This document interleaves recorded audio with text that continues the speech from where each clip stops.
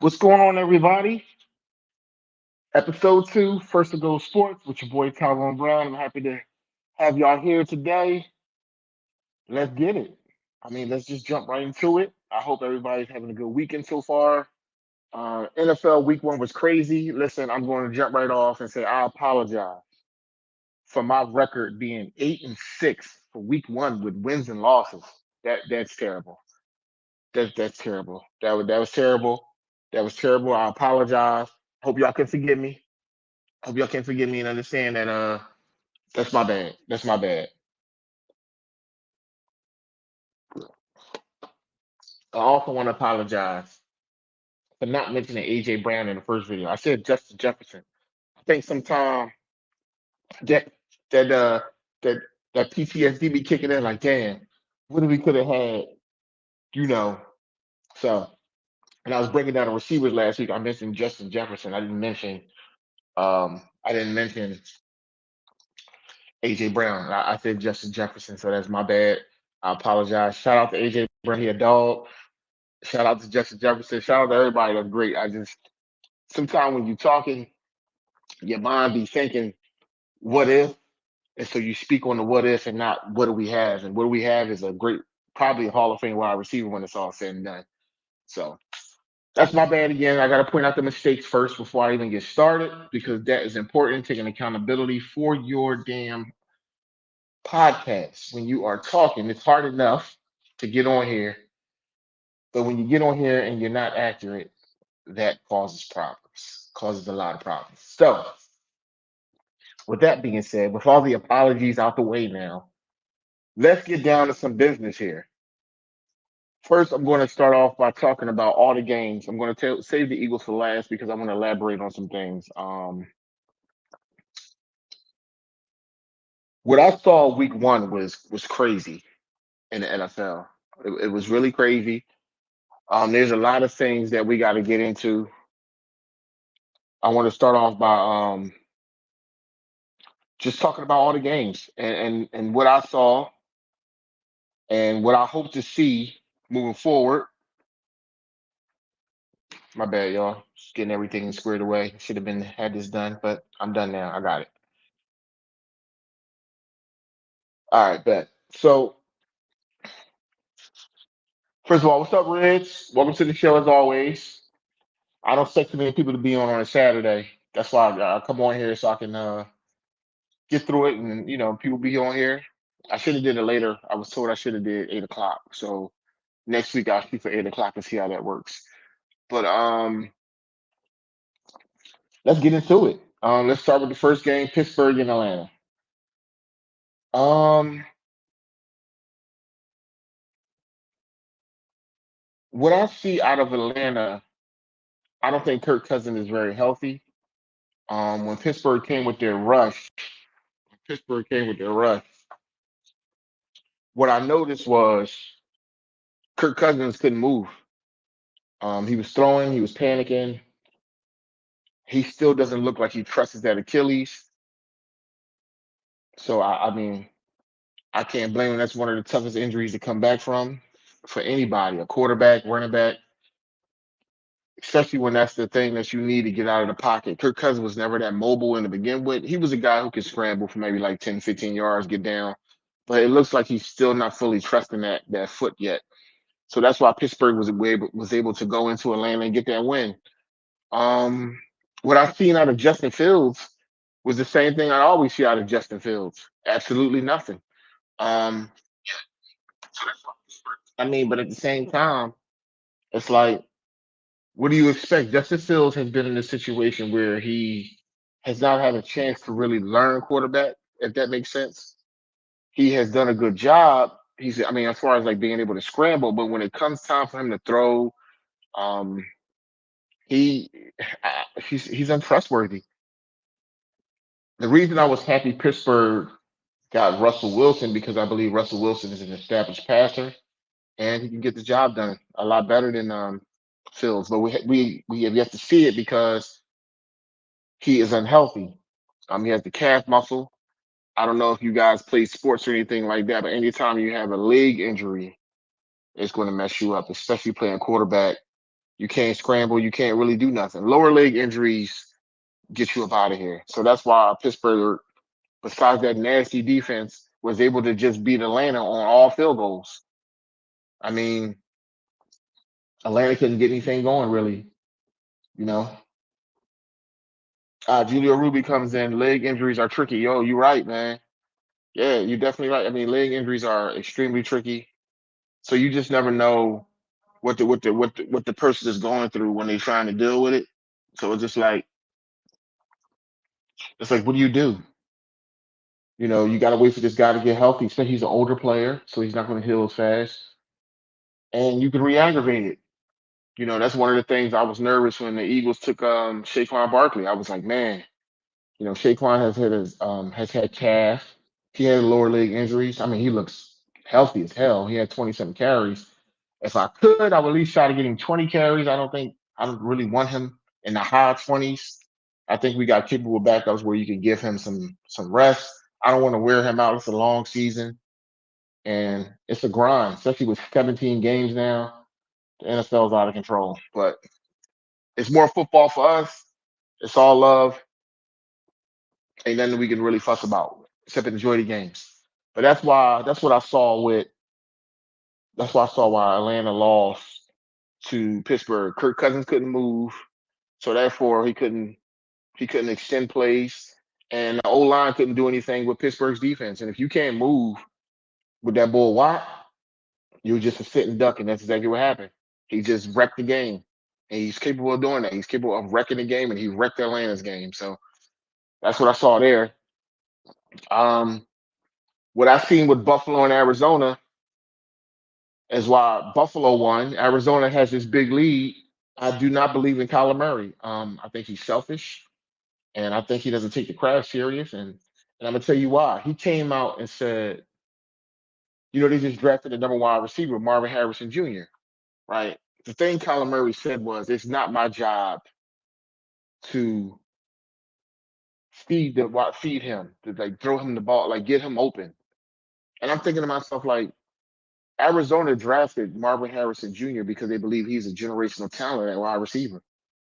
And you get out here on the podium as the starting quarterback for the Arizona Cardinals, a losing culture, by the way, that brand has, and you say, "Oh, it's not my job to feed him the football."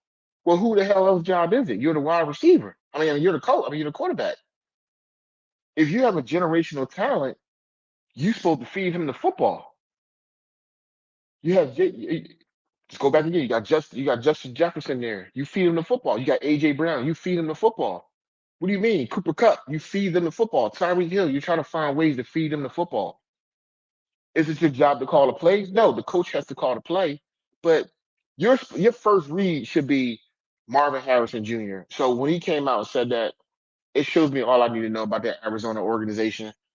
Kyler Murray, anytime they had to put in your contract that you got to study and that you got to be under a certain weight, tells me all I need to know about you, dog.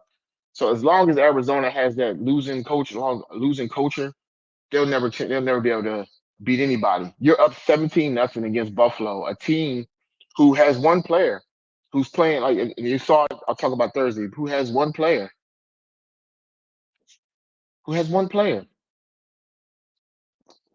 People are acting. People are actually picking the Cardinals over the Rams. They crazy. Not long as they have that losing culture. Not long as Kyler Murray's at quarterback. And just because Puka Nakua is hurt doesn't mean there's this guy named Cooper Cup there. Now, Arizona did lose three of the offensive linemen, which is crazy all by itself. They did lose. Sorry, LA did lose three of the offensive linemen. So I don't know how Matthew Stafford's going to handle that. But I would never take the Cardinals over Sean McVay and Matthew Stafford and Cooper Cup. I just can't pick the Cardinals. That is a loser organization with a loser mentality. When your starting quarterback comes out and says stuff like that, this is what you're going to get. So I got LA beating them as well. But I'm gonna jump into my wins and losses soon. But that's why I know Buffalo beat Arizona last week. That's why I know. That's what happened. That's why. Because when your starting quarterback has that mentality, you're not going to beat nobody. You're definitely not going to beat anybody. You'll be in every game, but when it really matters, you're not going to be able to get it done. And that's exactly what happened to him. Moving on. So let me see what we got. We got Tennessee and Chicago. Now, I watch all the major outlets speak, the facility, what's it, first take, and I'm listening to all these guys just kill the young boy, Caleb Williams, and I'm sitting here like, oh, they're like Caleb Williams has to show more. He didn't look good in the first game. I'm sitting here like, man, look, preseason, Riz, you're right. Miami quarterback does need to retire. I'm gonna talk about that too. I'm definitely gonna jump on that too. Um, if you are a media outlet, your job is to appeal to the audience, like we try to do on our podcast. I'm just a regular juggler, smuggler boy. You know what I mean? I know some sports and things like that. I take it serious when I look at it on Sunday. So when I get on here, I talk to y'all. I know what the hell I'm talking about. But when I see these outlets talking about Caleb Williams after 1 week, it drives me crazy. I'm not a Chicago Bears fan. I don't know Caleb Williams, but what I do know is that the preseason is a lot different than when the shit starts hitting the fan. And what I mean by the shit hitting the fan, week one, you get all them damn exotic coverages, you get everything. In the preseason, you're going against other college guys trying to make the team. So of course he's going to look good then. Now you get to see really what he looks like. And I believe week two he will be better with preparation, more preparation. I think he's a talent. I think the boy Caleb Williams is a great talent. I just think it takes time. And he missed some open throws that he probably will not miss moving forward. But I just think they was too harsh on the young boy after week one. It's like, damn, can he get his feet under him first? Can he get a chance to learn? He has to learn. And I think people forget they all base it on, hey, CJ Stroud did this, CJ Stroud did that. And I'm like, okay, okay. But if you watch the season with the Texans last year, CJ didn't get started till like the second half of the season. That's when he got hot. If you watch the beginning of the year, CJ looked like he was trying to get up, trying to get shit going. And that's what happens. You have to give these guys a chance to get acclimated. Rudy comes in and says, Caleb will be fine. The Texans legit. Yeah, the Texans defense is legit. Houston has an average defense. Caleb will make some plays. I agree with you. And see, Rudy on the same page as me. I feel like Caleb will be fine as well. I feel like Caleb will be fine as well. It's like damn. It's like can we just let the ball play? Now, if he still look like this in half the season, all right, then it's like, oh shit, maybe we got a problem. But I think you saw flashes in the preseason. I just think that he has to get used to the speed in the NFL. That's all. You see them damn exotic blitzes. They guys are corners are blitzing. The linebackers and safeties is blitzing. He like, whoa, what the hell's going on here? So I just think that it takes time. It takes time, and I'm going to be watching him because, like I said, I think he's a talent, and I think he'll be fine. That's just my take on it.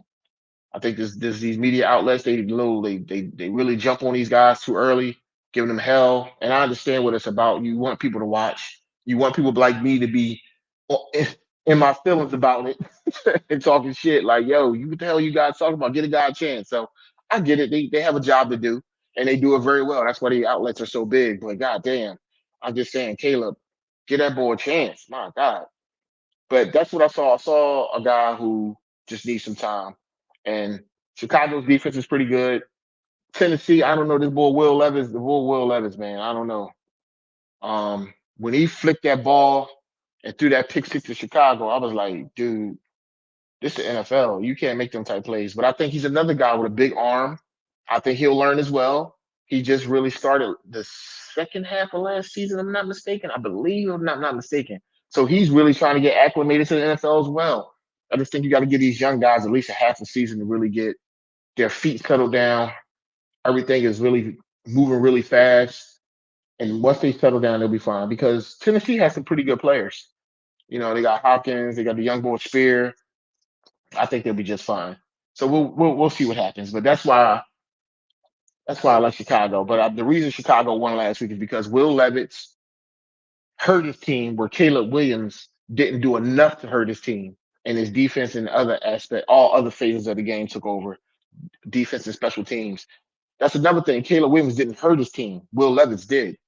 It's a big difference when you hurt the team. He didn't have a good game. He didn't throw for over 100 yards, but he also didn't have no turnovers, which is a major thing too. So we'll see. Moving on. The New England Patriots and the Cincinnati Bengals. You see my face, right? Let me jump into this Cincinnati Bengal team real quick. Um, when you lose one of the best third wide receivers, Tyler Boyd, and you lose one of the best running backs in the league, Mixon, this is what you get. Ah, you're a Jets fan. Okay. Okay. I think the Jets I think the Jets will be fine. Um, I just think Aaron Rodgers is another one. He hasn't played football in a year and some change. I just think he needs to settle down. He still can throw the ball. And the Jets defense is legit. I mean, San Francisco can run the ball with any goddamn body. I mean, it's tough to stop them. I just thought that I was kind of shocked that your offense didn't look more explosive. But like again, like I said, Aaron Rodgers coming off an Achilles injuries as well, and I don't think he fully trusts it.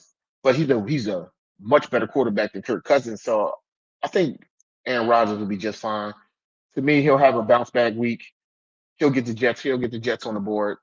They'll win this week. I got them winning this week, and I'll explain why. But yeah, I don't have no problem with the Jets. I like the Jets. I think the Jets are a pretty good team. But the Bengals aren't going to win nothing. Um, you don't pay your best player. You let two really good players go, and you're asking Burrow to be out there with nobody.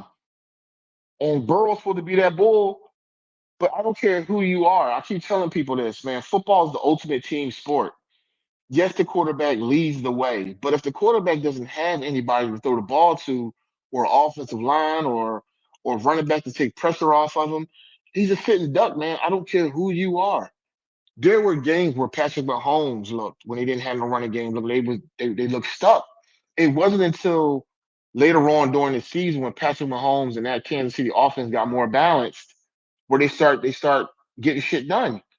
Think about this: Kansas City led the league in drop passes last year, but they still was able to win because they had a balanced team. After you start balancing shit out, everything starts to even out. It starts to get better, and that's what happens. You're right. Bengals are notorious for starting slow, but the reason, and that's Rudy, y'all. This is Rudy talking. Welcome to the show, man. By the way, thank you for jumping in the comments, man. Appreciate you. The reason I see the Bengals different this year is because the lack of playmakers. See, I wasn't worried about the Bengals the past couple years because you had all your pieces and they started slow. But when you don't sign Jamar Chase, when Higgins is still doubtful with the hamstring injury, you don't have Mixon, you don't have Tyler Boyd. Who's out there? Can y'all name me anybody on the Bengals wide receiving core besides those three? Those people I named right there. No. Who's the Bengals running back? A nobody. What I'm saying to you is when you get rid of pieces, it affects everything. Look at the Eagles. Let's use them for an example. Look at the Eagles. Howie Roseman knows you need pieces to win football games, right? So what does he do? He gets you AJ Brown, he gets you Devontae Smith, you have Dallas Goddard, you have one of the best offensive lines in football, and you have a generational running back by the name of Saquon Barkley. The year before, you had a good back. You had Swift. So you got to have all phases of the game to be effective, to be good. I mean, it is what it is. You got to have a great scheme, of course. The Eagles won last year on talent alone. Let's start there. I'm an Eagle fan, so I really pay attention. They won on talent alone, but it caught up with them because the coaches couldn't make no adjustments. That's what happened because they didn't know what the hell they was doing. Once you don't know what the hell you're doing, talent can only take you so far in the NFL. You need pieces. But when you have pieces and a good scheme to go with it, you get what Andy Reid has. Say what you want about Andy Reid. He figured it out. He has a great quarterback, a great offensive line. He's a solid running back. He has solid wide receivers, and these guys make plays. He has a great defense over there. All I'm saying to you guys is that when you start stripping your team apart of pieces, you make your guy look ordinary. And that's exactly what got you with the Bengals. I believe the Bengals do start slow, but when you don't have pieces, I don't know. I just don't trust the Bengals this year. I think they're going to be a bad. I think they're going to be a above average team because when you take a a Boyd away and a Mixon, you really mess things up. And for them to come out and lose to a team that's supposed to be in the lottery the next year, the Patriots, with Jacoby Brissett and at quarterback, nah. I don't trust the Bengals this year. But I understand what you're saying, Rudy. I understand what you're saying. Reyes comes in and says Andy Reid had a great team here in Philly. What happened? Andy Reid had a great team here, but but he didn't have good wide receivers, and it caught up with him in the playoffs. People keep forgetting that. He had a great offensive line. He had a good quarterback. He had Brian Westbrook. Brent Selleck was pretty good at tight end. But who your outside guys? James Thrash, Todd Pinkston. Andy Reid drafted. Andy Reid drafted the wide receiver core wrong. If he had had a Reggie Wayne, who wasn't a superstar but a good wide receiver, he wins. Andy Reid has in Kansas City good wide receivers and a great tight end with a great quarterback. When you don't have no outside threats, when everybody played the Eagles, even Warren Sapp said it. When we played the Eagles, we weren't concerned about the outside guys. So we were able to take everything else away and make it hard for the Eagles to do anything. You gotta have talent on all phases.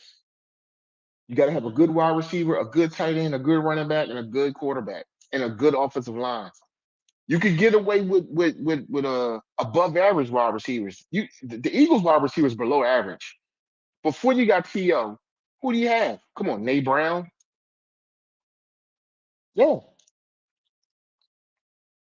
Well, yeah, you're right, Rudy. The pass defense is legit. Yeah, I mean that's true. But as long as Jacoby Brissett there, I don't trust the Jets. Like if the Bengals had Jamar Chase and Higgins, they probably win that game. I think it's just the fact that I don't think the Bengals have enough, but the Patriots have no offense. I mean, they got the boy Ramon Stevenson at running back. He's a beast. They got a couple. They got a couple. They got a couple good tight ends.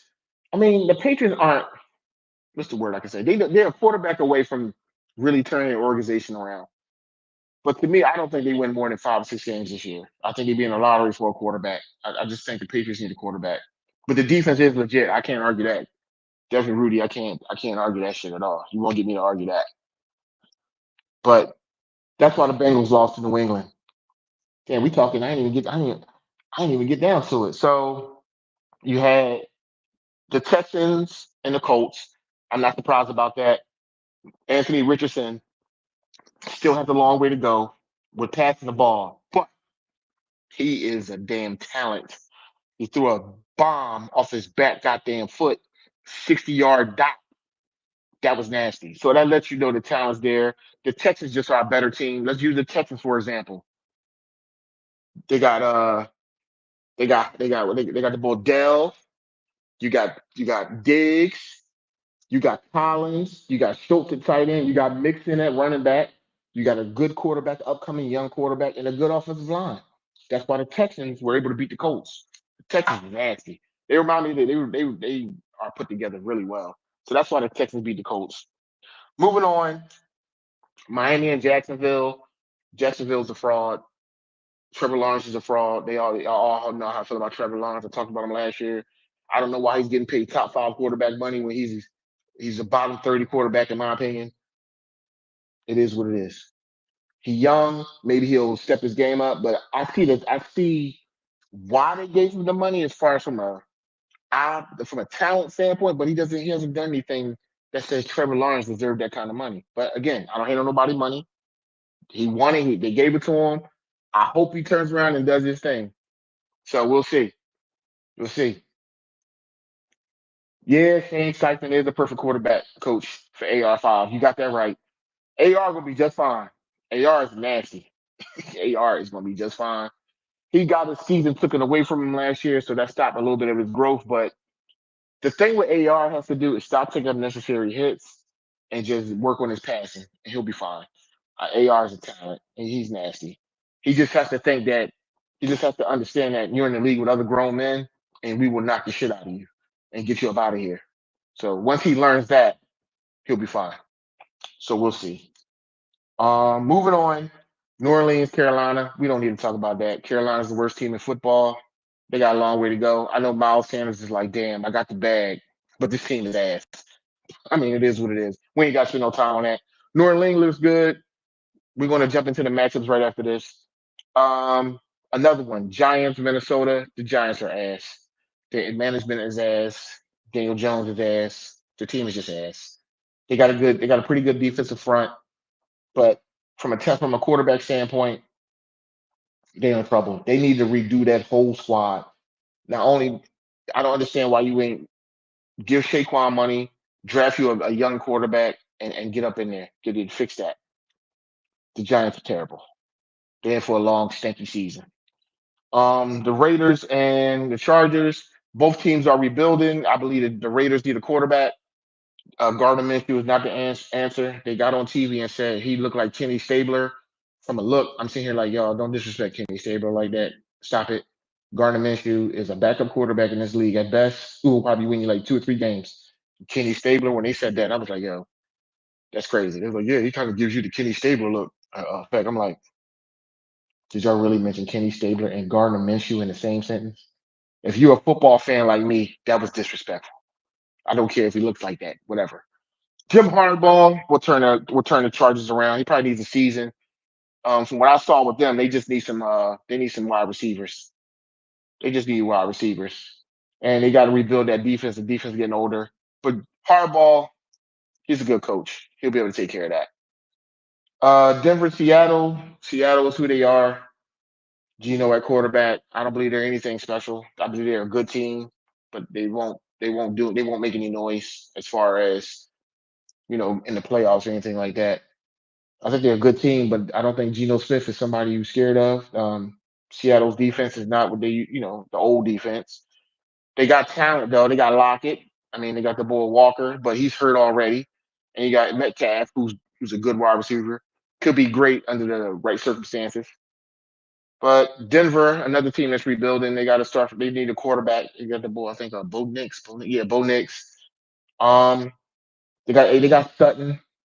They got a good defense. Denver has a really good goddamn defense, so they'll win some games just by that. But that's another team that's not going to scare anybody in the AFC because they don't have good quarterback play. Like I said, Geno is pretty much he's above average at best. He's a good quarterback, but he's not going to beat the San Francisco, the 49ers, the Lions, the Eagles. He's not a guy he's not a guy that can beat those type teams. Moving on. This is a game that really surprised me. When Dallas went to Cleveland, I thought Deshaun Watson would be motivated. And I picked Cleveland at home to beat Dallas. Because I felt like with Dallas missing the run game and missing their O line, I thought Cleveland defense, which did terrorize Dak Prescott, but defense gets tired after a while. You only dominate when you got reps, and the way Deshaun Watson kept giving them the ball back, and it is what it is. Deshaun Watson is terrible. Um, yeah, Rudy, you're right. Deshaun Watson is cooked. Extra barbecue sauce. He done. Stick a fork in him. He looked like a deer in the headlights. That's another team, and I feel bad for Cleveland because Cleveland kind of reminds me of like a Phil like Philly as far as the fan base go. They're real loyal, but they just can't seem to get a quarterback there. That's the issue there. You had Baker Mayfield. The thing that makes me mad with Cleveland is they made one of the dumbest decisions in the history of dumbness, which was you had Baker Mayfield coming off a playoff win. He got y'all to the playoffs. You then release him and give Deshaun Watson 250 million guaranteed based on how he used to look. And that's crazy when you drafted a guy. You drafted Baker Mayfield, and it looked like he was finally getting himself together when he led y'all to the playoffs, and y'all got rid of him and got Deshaun Watson. So y'all get what y'all get. He Deshaun Watson do look scared. You right, Reds. He looked like he done lost it. He looked like he lost in the damn sauce, man. He looks terrible. Him and Daniel Jones are the two worst quarterbacks in the league. It's not even close. And if I'm the Cleveland Browns, I don't know why you don't let Jameis Winston get in there and save your season. Yeah, Rudy Baker looks MVP. He does look at MVP for him, but we'll see though. He got to play the Lions this week in Detroit, so we'll really get a good idea where Baker Mayfield's at. We'll get a really good idea because that's a big matchup. So we'll see what he looks like tomorrow when he goes into Detroit. If he can look good in Detroit, and if they win or lose, like if they lose and he still looks good, then I'm like, okay, all right. But if he win and he looks good, it's like, okay, Baker. Oh, okay. Baker done got himself together. Okay, cool. But we'll see. Um, yeah, Deshaun Watson's done. That's why Cleveland lost. That's the reason I thought they lost. They had poor quarterback play. It is what it is. Washington, Tampa Bay. We already know Tampa Bay look good. Washington's rebuilding, so I ain't got to jump into that. The Rams and Detroit. We already know why that was a great game, but the Rams just ain't had nothing left. In overtime, you got to stop David Montgomery going down here. David Montgomery going downhill in a damn overtime game in week one when your defense hasn't played all preseason. Good luck, and it looked just like that. He just it was like arm tackling. Dude, just go ahead, man. This week one, get in there for real. Eddie Baker, Mayfield's first set. You right, Rance. You right. You right. You right. I know what you meant. I know what you meant. I got you. So don't worry about it. I got you. Um, to me, it was just a game. The Rams and Detroit was just a game of who had the ball last, in my opinion. They both great teams. They'll probably see each other again. The Rams are a scary team. That damn Nakua, that goddamn Cup, Stafford. The thing that's going to hurt the Rams is that they lost 3 of their 5 offensive linemen. I still do not understand how the hell that happened in week one. That's crazy. No worries, Reds. I got you. Moving on. San Francisco, New York Jets. As I stated earlier, as I was talking to Rudy, um, the Jets look like they got to play more together. I think the Jets will be just fine. Aaron Rodgers will be just fine. I see the Jets as a playoff team. They got to figure out this Hassan Reddick mess. If you want to get rid of, I don't think why. I don't know. Hey, Rudy, maybe you can help me out with this one. You said you're a Jet fan. Why on earth would y'all not just sign Huff to half the money Hassan Reddick want? Why would y'all trade for Hassan Reddick and he wants both the money when you had a young and upcoming defensive end and Huff? Well, maybe you can help me with that, Rudy. You chime in if you're still on. All right, so that's my take for week one. San Francisco, they look good. They had an undrafted damn running back. I mean, Shanahan is a problem. He's a beast. They're our biggest threats as far as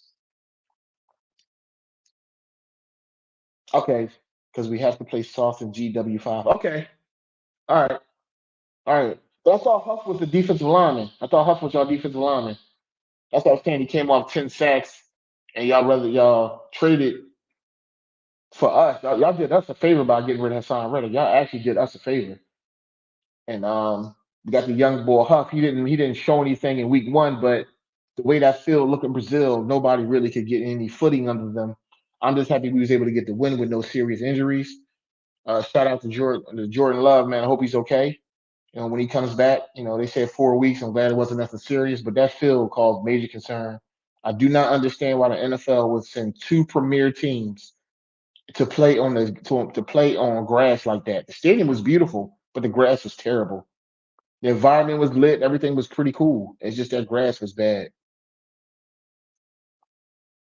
Huff is a dog, but he sucks on the run. Okay, all right, but he was still. Again, Rudy, my thing was he was young. He was only 24. These things, a technique thing here and there. Maybe you can get him to play the run a lot better. I don't know. I don't know, man, because now y'all got this Hassan Reddick mess, and I just felt like I could have just paid the young bull and been all right. But we'll see what happens. And then I heard Rudy that the Eagles may actually trade y'all back for Hassan Reddick. That's one of the rumors that's out here. I don't know how true that is, but we'll see. Moving on, moving on. But before I move on, hey, look, make sure you guys subscribe and share the channel. Make sure you share the channel with people. Subscribe. I appreciate y'all. Everybody that's on here right now, it's actually a pretty good number. A lot of people watching. I'm like, wow, okay. I appreciate y'all, everybody. But I see y'all watching. Just share, man, because the more the channel grows, the more I can change things, the more I can do more content, the more I can make the channel better for y'all. That's what it's all about. But moving on. All right, week two, let's get it. Week two, let's get it. Let's start off.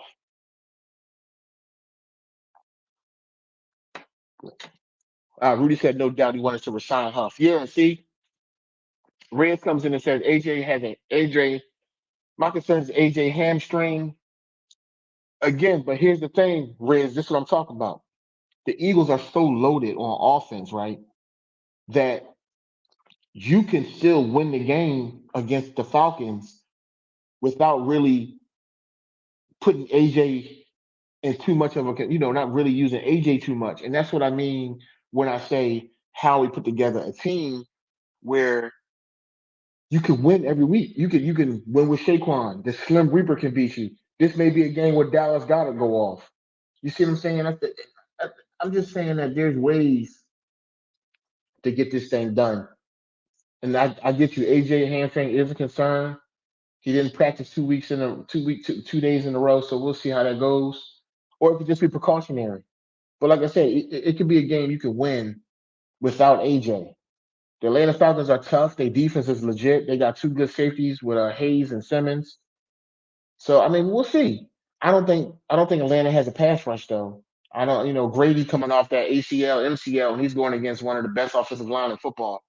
And I don't know if y'all was watching last week, but the Bull, besides his fumbles, our new center Jurgensen had a good week, and the other Bull next to him, the Jets former Bull McCoy, he had a great game too. First game at guard.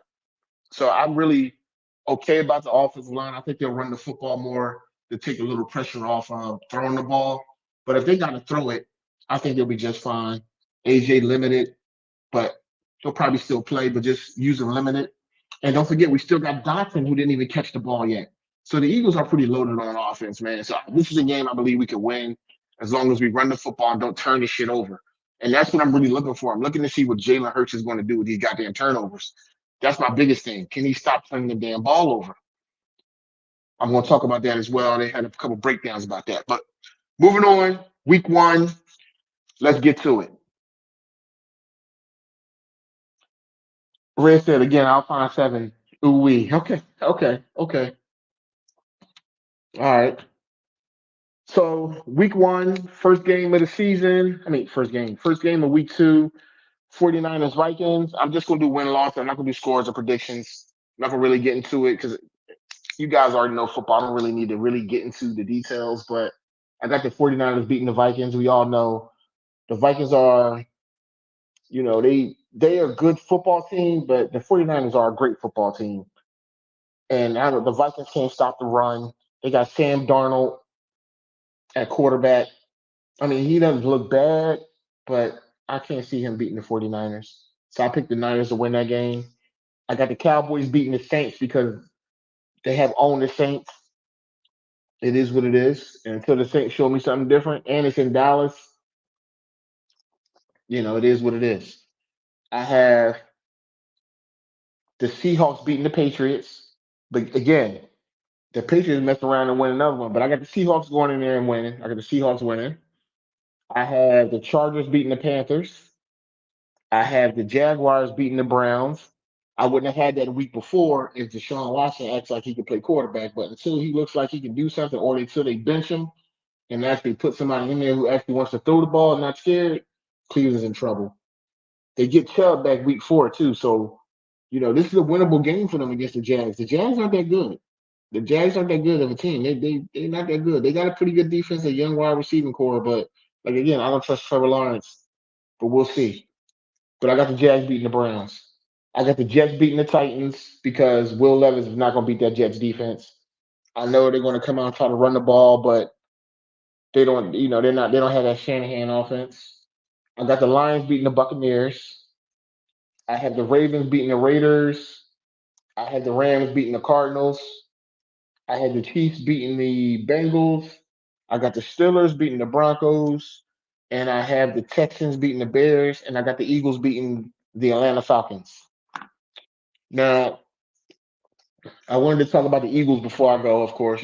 My channel is NFL based, but I am an Eagle fan, so I'm always going to give my thoughts on the Eagles, of course, every week. Um, what I see with the Eagles is they are good quarterback play away from really being a dominant football team. If Jalen Hurts can stop the turnovers, the Eagles are going to be hard to beat. I also need to see, can we get a better pass rush?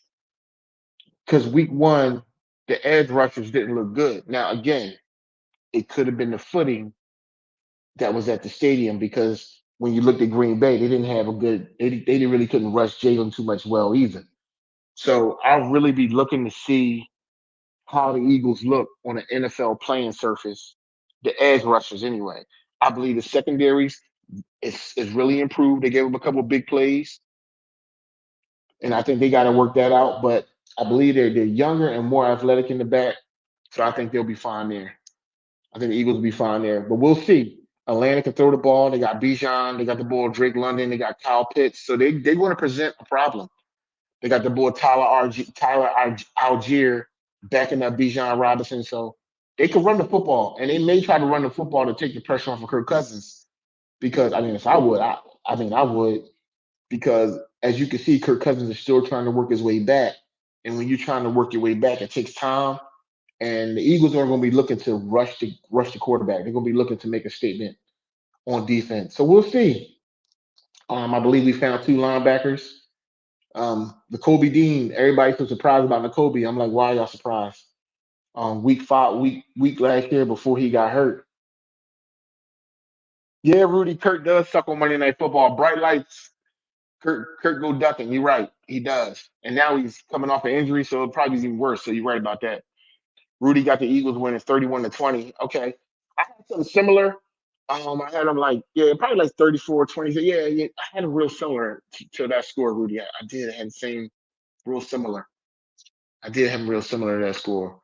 But the thing I wanted to say is that Jalen just has to stay within the frame of the offense. Red said I was right. Yeah, it just looked like they couldn't get their foot in from the edge. It looked like all the pressure was coming up from the middle, which was straight line. Even Jalen stopped trying to go outside and start taking his scrambles up the middle. So we'll see. Like I said, we'll see what happens. I'm looking forward to it. Looking forward to talking to y'all again next week. I'm gonna do a later pod next week. I'm gonna come on at 8 o'clock. A lot of people were saying they wanted me to come on at 8. I was thinking to myself like, damn, y'all gonna be on here at 8 o'clock, but if I don't have anything to do at 8, I will definitely jump on next week and we'll recap everything. But before I go, I wanted to talk about Tua, and I wanted to talk about the Tyreek Hill situation. I know it's over with, but I wanted to talk about those two things real quick. And I got the Eagles winning again. Rudy, I'm gonna just go with your score, Rudy. It's similar, so I'm gonna pick 31-20 as well. It's very similar.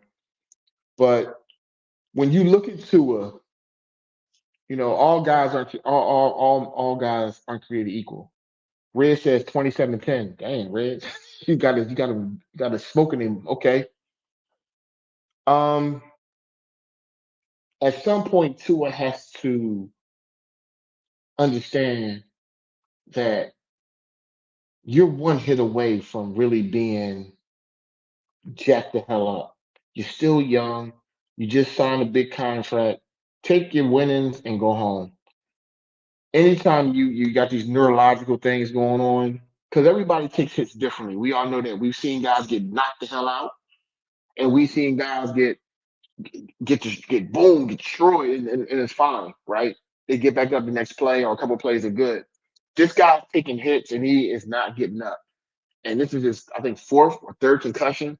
And not to mention, his concussions are so bad that his body is still moving. When he's hurting, it's hard to look at. And I just think Tua needs to retire. Um, Take care of your family. Go home, man. You got plenty of money. You know you were a talent and everything like that. You know, I hate to try to speak on somebody else doing something, but as a human being, looking at this man, it's tough to watch. It's like the game is not bigger than your life, if that makes sense. So we'll see if he does that. You know, nobody's talking right now, but I honestly think he should retire. And it was tough for Miami. I understand that because he's a talented guy. He's talented. Everybody sees what Tua can do when he's healthy. He's talented. Reds comes to him. You have to come first. You're right. You have to come first. You have to put yourself first, man. You made, like I said, you made all your money. You good, man. Just go ahead home before one of those hits really jack you up, man. You know what I mean? For real. It's a big deal. All right, before I go, I want to jump into this Tyreek Hill situation. Tyreek Hill said something that really resonated with me, and probably won't go no further than this stream. But black men have been dealing with stereotyping police for the longest time. And he said, "What if I wasn't Tyreek Hill?" He's right. What if he wasn't? Um, I just think it's a shame that we have some officers, because I'm not gonna say all cops. I know plenty cops who are that's fine, no issues, they're fine. And you get one bad apple who just for some reason just can't operate like he like just like just where's the human part of you? You pull a man over for a traffic violation and you degrade the hell out this man. And it's just like for what reason? And when you watch the cops, when you watch the playback on the video, and you just don't understand the mindset of this guy. Like, what are you doing? And how many people has he treated like that before and got the Tyreek Hill? That's the real question. How many people has he treated like that before got the Tyreek? So I'm gonna leave out by saying, just be safe, y'all. Try to obey what these cops be saying. Roll all your windows down. Do the best you can. I mean, at the end of the day, Shannon Sharp even said it with his weird ass self. When the cops pull you over, you are at their mercy until they get you up out of there. Yeah, Red, no, for real. It's the truth. Driving while black, man. It is a bad thing, man. And it's a shame because at the end of the day, you're trying to get home to your family. You want the officer to get home to his family. Why you got to violate my rights? But hopefully the Tyree Hill thing helps. Probably won't because there's a lot of things that we don't see. But it was good that it came out and it was good that Tyreek said something. And hopefully that cop is removed. Tyreek said he needs that cop out of there. And I agree because how many people has he treated like that before he got to Tyreek Hill? He just got caught. That's what I'm saying. Well, moving on. Another episode done.